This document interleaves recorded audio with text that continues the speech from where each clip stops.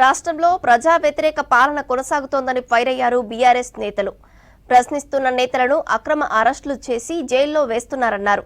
అక్రమాలు చేసిన వాళ్లు గద్దెనెక్కారని విమర్శించారు. రాష్ట్రంలోని విద్యార్థుల భవిష్యత్తుపై కాంగ్రెస్ ప్రభుత్వానికి పట్టింపు లేదన్నారు. కాంగ్రెస్ అసమర్థ పాలనకు రోజుకో విద్యార్థి బలవుతున్నారన్నారు.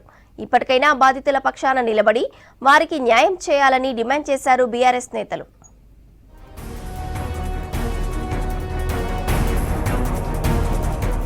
గిరిజన దళిత బలహీన వర్గాల తరపున పోరాటం చేసిన పాపానికి పట్నం నరేందర్ రెడ్డి జైలు పాలయ్యాడన్నారు బీఆర్ఎస్ వర్కింగ్ ప్రెసిడెంట్ కేటీఆర్. మాజీ మంత్రులు శ్రీనివాస్ గౌడ్, లక్ష్మారెడ్డి పలువురు నేతలతో కలిసి చెర్లపల్లి జైల్లో నరేందర్ రెడ్డితో ములాఖత్ అయ్యారు కేటీఆర్. అక్రమాలు చేసిన వాళ్లందరూ గద్దెనెక్కి కూర్చుంటే పేదల కోసం కొట్లాడే వాళ్లను జైల్లో వేస్తున్నారన్నారు. నరేందర్ ఎంత ధైర్యంగా ఉన్నాడు, నా కోసం కాదన్నా మా రైతుల కోసం కొట్లాడానని చెప్పినాడు.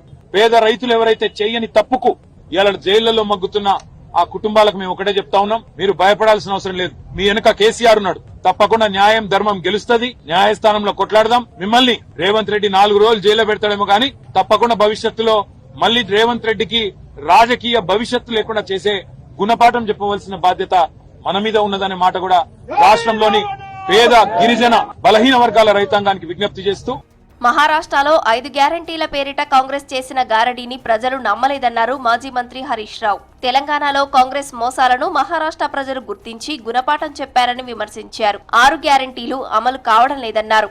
బీజేపీ పార్టీ హేమంత్ సోరెన్ పై పెట్టిన అక్రమ కేసులు, అరెస్టులు, పార్టీ చీల్చే ప్రయత్నాలను జార్ఖండ్ ప్రజలు తిప్పికొట్టారంటూ ఎక్స్ లో పోస్ట్ చేశారు హరీష్.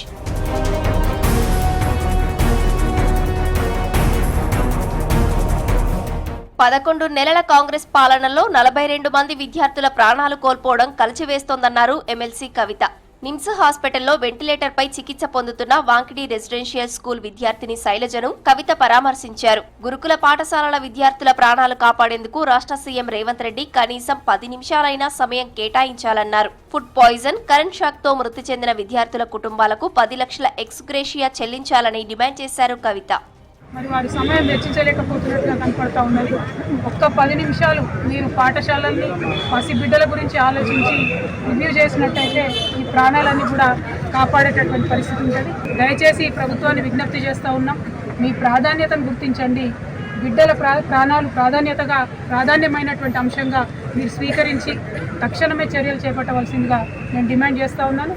మహారాష్ట్ర, జార్ఖండ్ ఎన్నికలపై బీఆర్ఎస్ వర్కింగ్ ప్రెసిడెంట్ కేటీఆర్ స్పందించారు. దేశ భవిష్యత్తుకు ప్రాంతీయ పార్టీలే గట్టి పునాదులనే సందేశాన్ని తెలుపుతూ 2 రాష్ట్రాల ప్రజలు తమ తీర్పు ఇచ్చారని ఎక్స్ లో పోస్ట్ చేశారు. బీజేపీకి బలమైన ప్రతిపక్షంగా నిలవలేని దయనీయ స్థితిలో కాంగ్రెస్ ఉందన్నారు. కేవలం కాంగ్రెస్ చేతకాని అసమర్థ విధానాల కారణంగానే బీజేపీ మనుగడ కొనసాగుతోందన్నారు కేటీఆర్.